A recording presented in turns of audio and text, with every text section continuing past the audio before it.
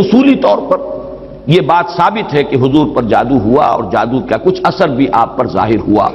اور اس کے ازالے کے لیے یہ صورتیں نازل کی گئیں۔ اس پہلو سے بھی یہ ثابت ہو جاتا ہے، اس لیے کہ جادو کا جو قصہ ہے نبی اکرم صلی اللہ علیہ وسلم پر آپ کے سامنے اس وقت اجمالاً بیان کر دیتا ہوں، یہ ہماری تفسیروں میں بڑی تفصیل کے ساتھ موجود ہے، بلکہ مولانا مودودی نے تو تمام روایات کو جمع کر کے اس کا ایک پورا مربوط جو ہے تسلسل کے ساتھ پورا ایک واقعہ مرتب کر کے اپنی کتاب میں تفہیم میں درج کر دیا ہے۔ یہ واقعہ ہے صلح حدیبیہ کے بعد کا۔ صلح حدیبیہ کے بعد جیسا کہ آپ کو معلوم ہے کہ نبی اکرم صلی اللہ علیہ وسلم چونکہ مشرکین عرب کی طرف سے فارغ ہو گئے اور یکسو ہو کر اب آپ نے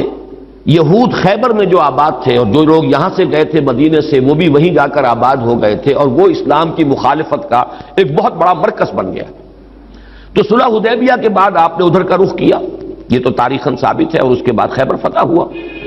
لیکن معلوم ہوتا ہے کہ یہود کو، خیبر کے یہود کو پہلے سے اندازہ ہو گیا تھا کہ اب یہ رخ ہماری طرف ہوگا، اب یکسو ہو گئے محمد صلی اللہ علیہ وسلم،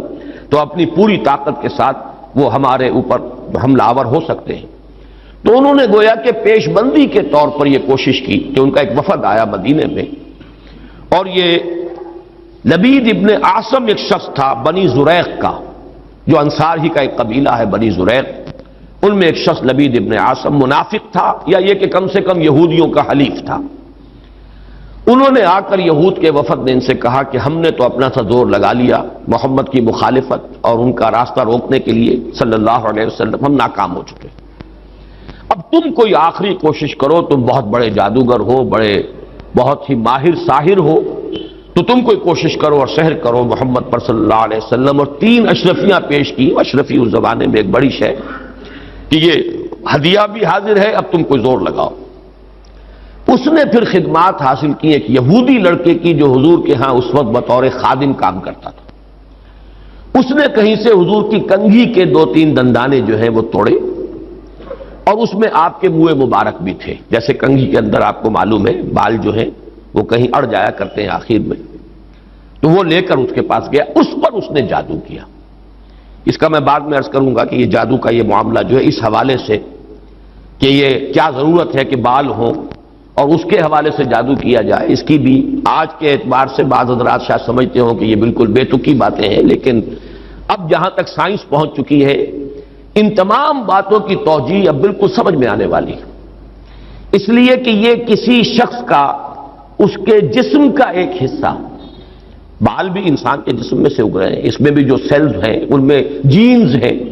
اور ہر شخص کے کچھ جینز ہیں جس کے حوالے سے اس کی شخصیت کا تشخص ہے، اس کی انفرادیت ہے، ان جینز کے حوالے سے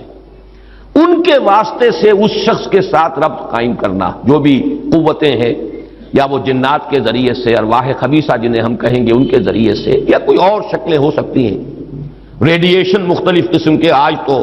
سائنس جو ہے جہاں تک پہنچ چکی ہے وہ ریڈیشنز کی کتنی قسمیں ہیں اور کہاں کہاں سے وہ ریڈیشنز پہنچتی ہیں اور کیسے کیسے اثر انداز ہوتی ہیں،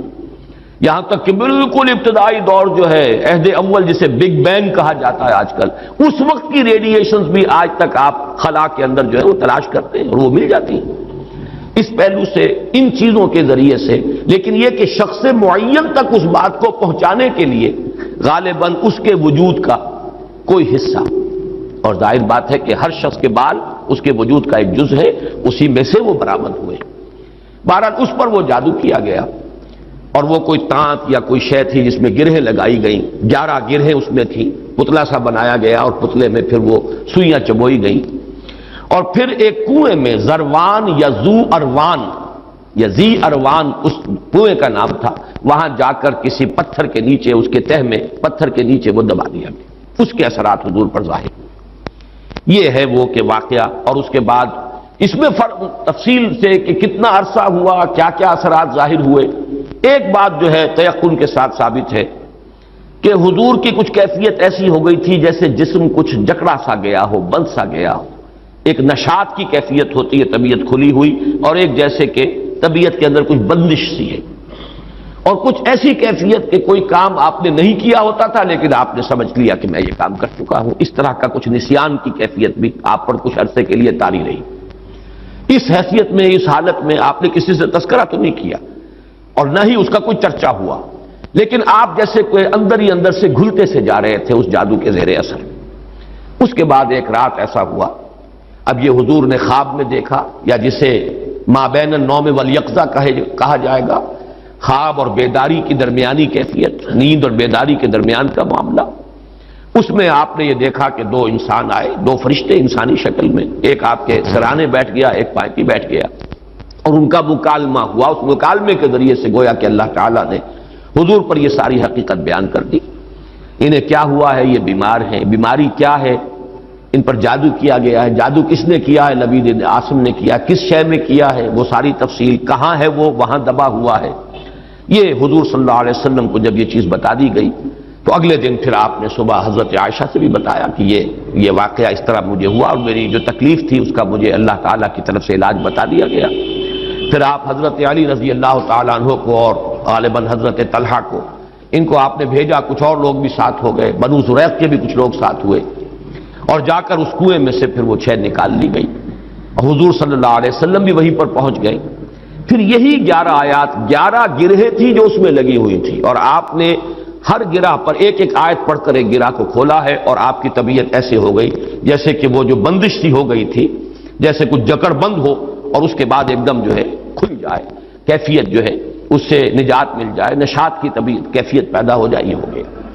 یہ واقعہ ہے کہ جو حضرت عائشہ رضی اللہ تعالی عنہا سے،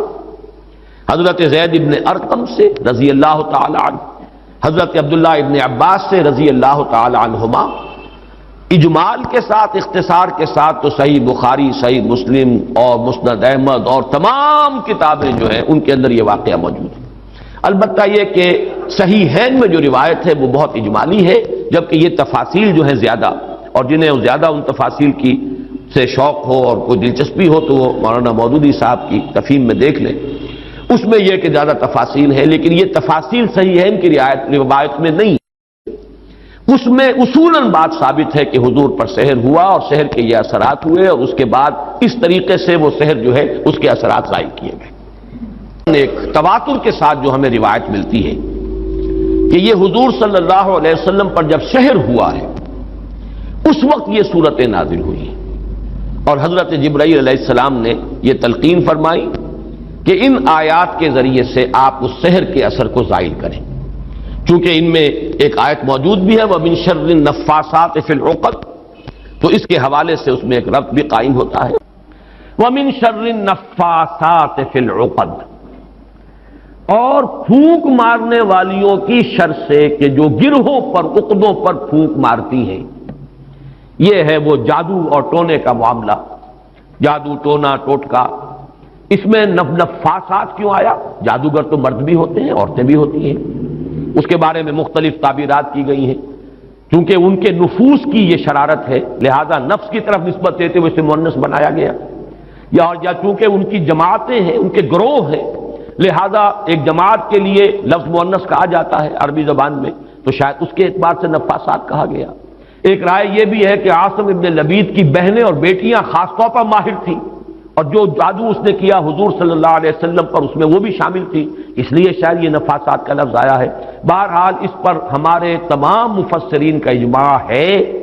کہ اس سے مراد ہے جادو کے لیے، ٹونے کے لیے، ٹوٹکے کے لیے کچھ پھونک پھونک کر گرہوں پر پھونکے مارنا اور گرہ لگانا۔ عقد یہ جمع ہے عقدے کی، عقدہ کہتے ہیں گرہ،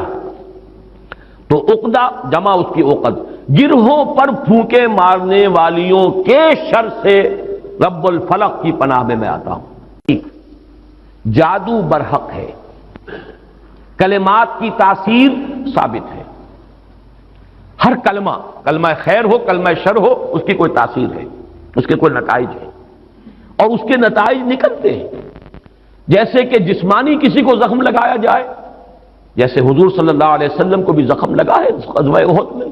خون کا فوارہ چھوٹا، زیادہ خون بہ گیا تو غشی بھی طاری ہوئی، سب کچھ ہوا، دندان مبارک شہید ہوئے۔ جیسے جسم اطہر پر یہ اثرات جو ہیں خارجی حملوں اور خارجی جو زخم لگے ہیں ان کے ظاہر ہوئے، اسی طرح یہ مانوی قسم کا جو حملہ تھا اس کا بھی نبی اکرم صلی اللہ علیہ وسلم پر اثر ہوا ہے۔ یہ صحیحین کی روایات سے ثابت ہے، اور میں یہ سمجھتا ہوں کہ اس سے انکار کرنا در حقیقت یہ اس دور کے بڑے فتنوں میں سے ایک فتنہ ہے۔ جو چیز اس طریقے سے ثابت ہو جائے اور اس میں کہ عقلی اعتبار سے خود قرآن سے ثابت ہے. اس لیے کہ حضرت موسیٰ علیہ السلام پر بھی جادوگروں کے جادو کا اثر ہوا، قرآن میں ثابت ہے. جب مقابلہ ہوا ہے اور حضرت موسیٰ علیہ السلام کا معجزہ بھی یہی تھا نا کہ عصا ڈالتے تھے زمین میں، وہ اژدہا بن جاتا تھا. حیۃ تسعیٰ، سانپ ہے ہلنے والا، چل رہا ہے. اور وہی کچھ انہوں نے کر کے دکھا دیا عارضی طور پر. جادوگر آئے، انہوں نے اپنی چھڑیاں اور اپنی رسیاں پھینکی اور وہ بھی نظر آئے. سب کو نظر آئے کہ جیسے سانپ ہے چل رہے ہیں. جیسے سب کو نظر آئی حضرت موسیٰ کو بھی نظر آئی. جیسے نظر بندی آپ کہتے ہیں، نظر بندی سب کی ہوئی تو حضرت موسیٰ کی بھی ہو گئی. عصمت انبیاء سے یہ کوئی شے بعید نہیں ہے. معلوم ہوا کہ قرآن سے ثبوت مل رہا ہے. اور جیسے حضرت موسیٰ علیہ السلام کے بارے میں تو یہاں تک ہے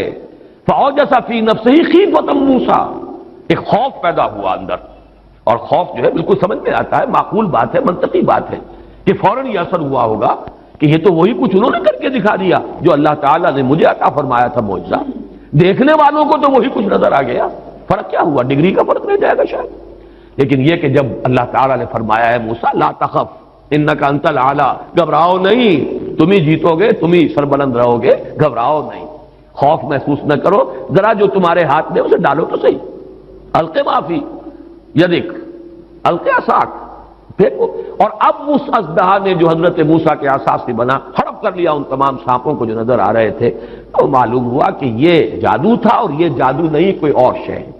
اور یہ بھی میں نے بارہا عرض کیا ہے کہ یہ بات، یہ حقیقت بھی منکشف انہی پر ہوئی جو جادوگر تھے. دوسرے والوں کو تو دیکھنے کو یہی پتا چلا ہوگا یہ بڑا جادوگر، یہ چھوٹے جادوگر. اور کیا، بڑا جادوگر غالب آ گیا، چھوٹے جادوگر جو ہے نا ہار گئے. بڑے جادوگر کا نے جو جادو پیدا کیا اس نے ہڑپ کر لیا چھوٹے جادوگروں کے جادو کو. تو زیادہ سے زیادہ ان کے ذہن میں تو یہی بات آئے گی. لیکن جادوگر جانتے تھے یہ شے کچھ اور ہے، یہ جادو نہیں ہے. اس لیے کہ ہر ماہر فن اپنے فن کی لیمیٹیشنز کو جانتا ہے. تو حضور صلی اللہ علیہ وسلم پر بھی یہ ہوا ہے. باقی مختلف لوگوں نے مختلف طریقے سے اس کی نفی کی ہے، مذاق اڑایا ہے. اس پر یہ کہہ دیا کہ اس سے تو پھر نبی کی عصمت جو ہے وہ ختم ہو گئی. لوگ جو کہتے تھے کہ یہ جادوگر ہیں، گویا کہ ان روایات اور ان احادیث کو ہم قبول کر لیں تو جادو کا اثر ہو جانا ثابت ہو گیا. حالانکہ اس میں بھی بڑا فرق ہے. وہ کہتے تھے جادوگر کس معنی میں کہ یہ خود جادو کر رہا ہے. یہاں یہ کہ جادو کا اثر آپ پر ہوا ہے، اور وہ بھی اثر اس درجے میں نہیں ہوا کہ جس سے آپ کی عصمت مجروح ہو جائے اور غیر معتبر ہو جائے. اس لیے کہ اس کا کسی اور کو تو پتہ ہی نہیں چلا، گھر والوں کو بھی اندازہ نہیں ہوا. صرف حضور نے اس کیفیت کو محسوس کیا ہے، اور وہ بھی صرف دنیاوی معاملات میں. کسی نماز کے بارے میں یہ نہیں آیا کہ حضور نے نہ پڑھی ہو اور آپ کو یہ گمان ہو گیا ہو کہ میں پڑھ چکا ہوں. نہیں، البتہ یہ کہ تعلق زن و شوق، میں اپنی فلاں اہلیہ کے ہاں ہو آیا ہوں لیکن آپ نہیں گئے، اس طرح کا کچھ معاملہ. انسانی معاملات، خالص بشری تقاضوں کے ضمن میں، بشری معمولات کے ضمن میں تو یہ اثر ہوا ہے کہ آپ نے کوئی کام نہیں کیا لیکن خیال یہ کیا کہ کر لیا ہے. باقی یہ کہ جو کار نبوت ہے یہ ہے محفوظیت. اللہ تعالیٰ نے اس جادو کے اثر سے بھی جو آپ کا فرض منصبی ہے، آپ کے نبوت و رسالت کے جو پہلو ہیں ان کو محفوظ رکھا ہے، اس زمانے میں بھی، اس دور میں بھی جبکہ آپ پر یہ جادو کا اثر تھا. بہرحال جادو برحق ہے، البتہ جادو کرنا کفر ہے. زہر میں تاثیر ہے، کسی کو زہر کھلانا یہ بہرحال جرم ہے، یہ قتل عمد ہے. زہر سے مارنا اس کی تو سزا ہو جائے گی. اس اعتبار سے نوٹ کر لیجئے وَمِن شَرِّ النَّفَّاثَاتِ فِي الْعُقَدِ، اور یہ بھی گویا کہ ایک شکل ہوئی من شر ما خلق کی. حضور صلی اللہ علیہ وسلم کچھ تلقین فرماتے تھے اور خود آپ کا بھی ایک معمول تھا، اور یہ روایت بھی ثابت ہے بخاری سے اور مسلم سے کہ رات کے وقت آپ کا یہ معمول تھا کہ یہ دونوں صورتیں آپ پڑھتے تھے، اپنے ہاتھوں پر پھونکتے تھے اور پھر اپنا ہاتھ، اپنا دست مبارک اپنے پورے جسم پر جہاں جہاں تک بھی ہاتھ پہنچ سکتے تھے آپ پھیر لیتے تھے. یہ رات کو سوتے ہوئے آپ کا معمول تھا. یہاں تک کہ مرض وفات میں جب آپ پر نقاہت بہت زیادہ طاری ہو گئی تو ایسا بھی ہوتا رہا ہے کہ حضور صلی اللہ علیہ وسلم کے ہاتھ حضرت عائشہ نے اٹھائے، حضور نے اس پر پڑھا، پھونکا، اور پھر حضرت عائشہ نے حضور کے ہاتھ جو ہیں آپ کے جسم کے اوپر پھیر دیے. بلکہ ایسا بھی ہوا کہ خود حضرت عائشہ رضی اللہ تعالیٰ عنہ نے اپنے ہاتھوں سے یہی عمل جو ہے جاری رکھا ہے. تو یہ بھی اصل میں نبی اکرم صلی اللہ علیہ وسلم کا جو ایک خاص تعلق ان دو صورتوں کے ساتھ ہے اس لیے کہ روایات سے یہ معلوم ہوتا ہے کہ ان کے نزول سے پہلے قرآن مجید میں بھی مختلف جگہوں پر جو ہے وہ استعاذے کا حکم موجود ہے، تو حضور سے بھی بہت سی دعائیں منقول ہیں جن میں آپ استعاذہ کرتے تھے، پناہ طلب کرتے تھے مختلف چیزوں سے۔ اعوذ باللہ، اللہم انی اعوذ بک من العجز والکسل ومن البخل والشح، مختلف جو ہے حضور سے روایات ثابت ہیں۔ ونعوذ باللہ من شرور انفسنا ومن سیئات اعمالنا، اب یہ تمام چیزیں جو حضور سے ثابت ہیں، لیکن جب یہ صورتیں نازل ہو گئی تو اس کے بعد حضور صلی اللہ علیہ وسلم نے گویا کہ تعوذ جو ہے اپنا اس کو خاص کر لیا ان دو صورتوں کے ساتھ،